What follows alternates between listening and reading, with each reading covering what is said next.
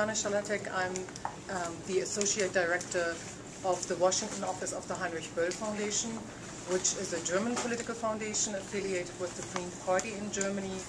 And gender equality and sustainable agriculture has been for a long time a focus of our work. So we are really excited to be able to co-sponsor that session and discussion today with Gender Action, and my thank here to Elizabeth and Elaine, who have suggested that we do that session, and also ActionAid. And I think it's obviously very timely that we are talking about the global food crisis here today, outside of the bank. Obviously, the global food crisis, the global food price crisis, is a big issue of the Development Committee of the spring meetings today.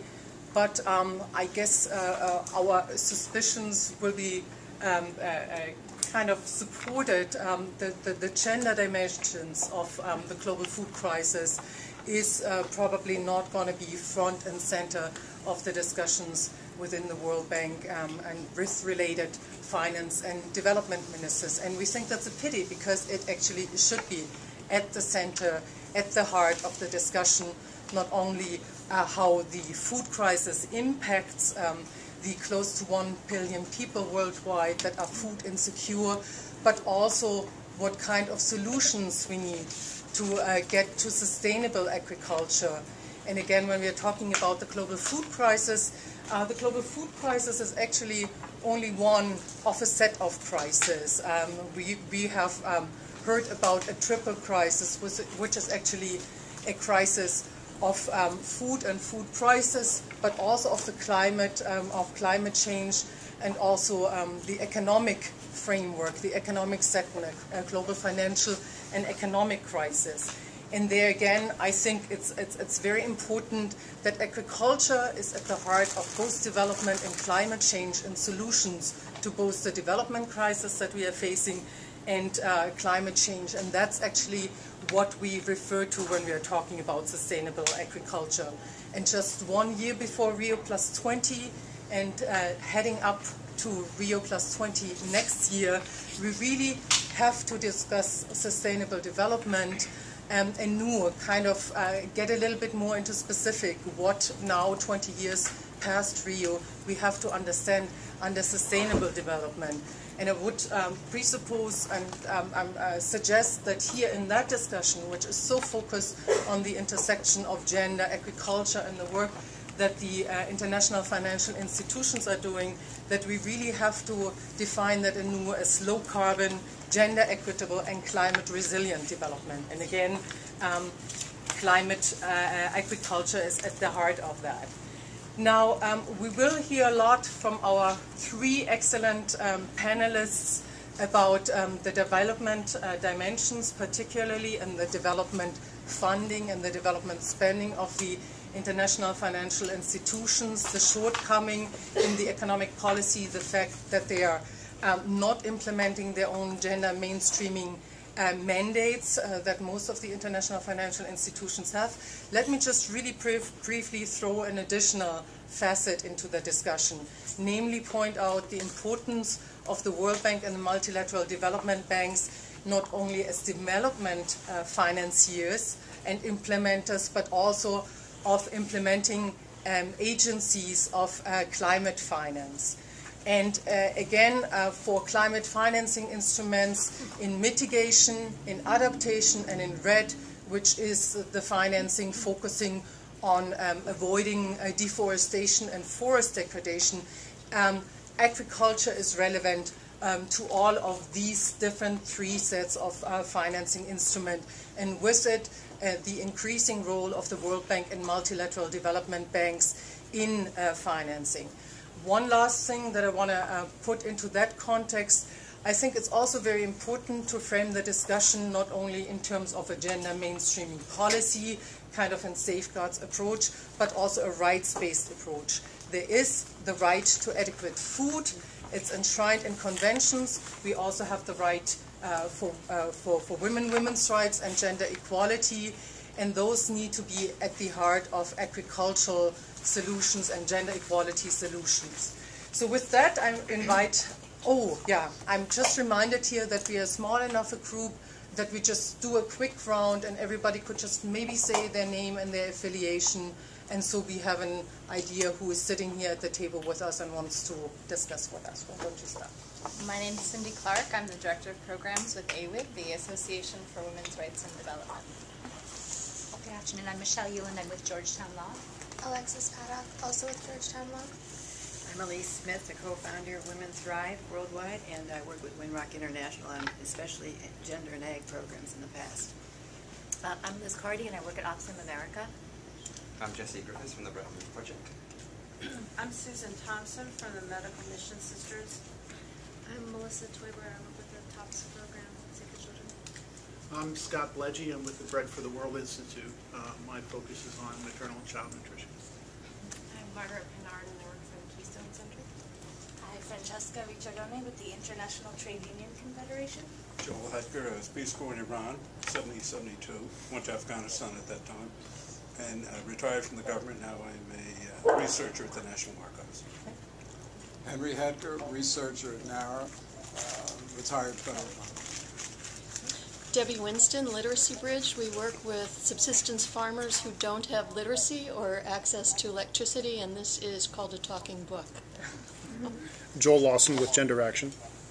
Alana with the American Jewish World Service. Elaine Zuckerman of Gender Action. Let me just mention a logistic of where the bathrooms are. If you go out that door, straight past the elevators and to the left, and there are codes. For women, it's 321, and for men, it's 123. And then people around the perimeter, please. Alana? Alana from also Gender Action.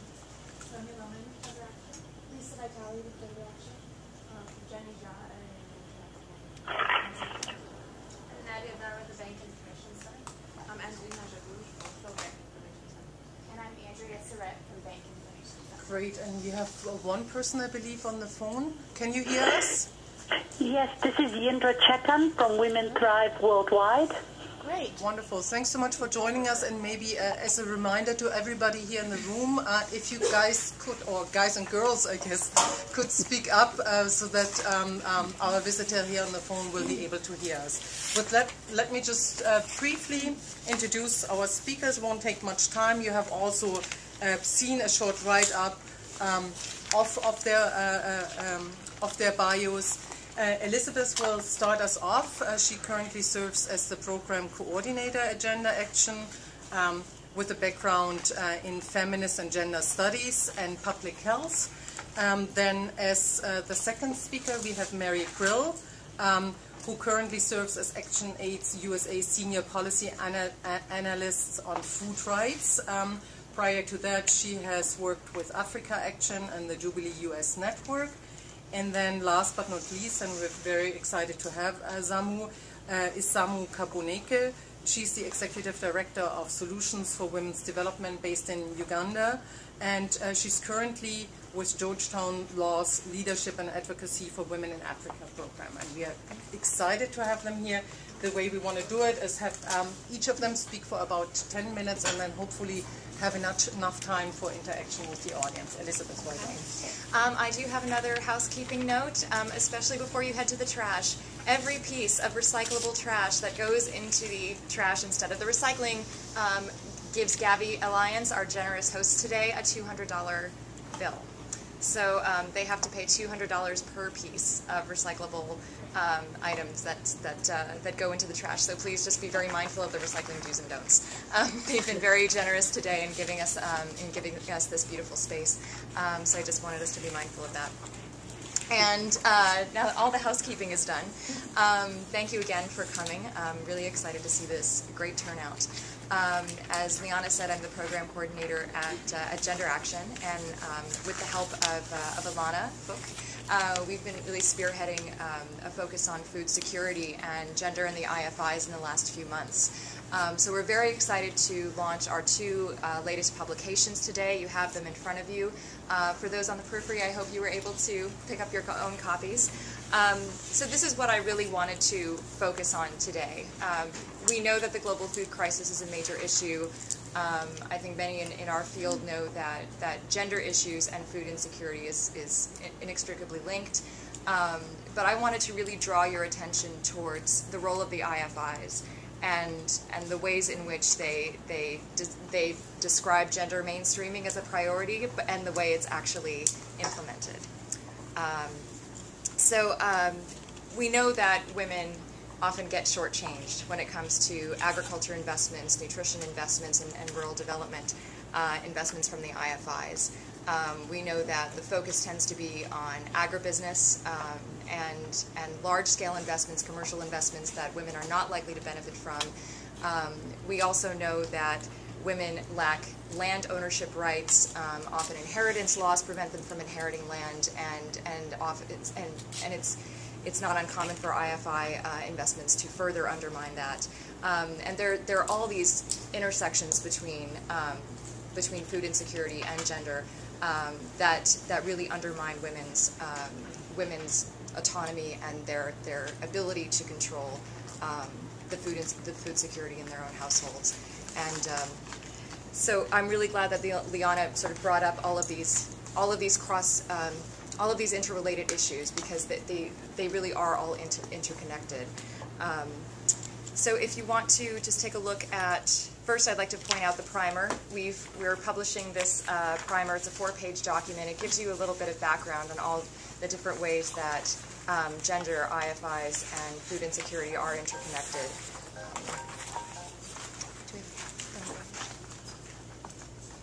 And you'll see that women are disproportionately affected by food insecurity, and that the IFI investments exacerbate these harms against women and girls.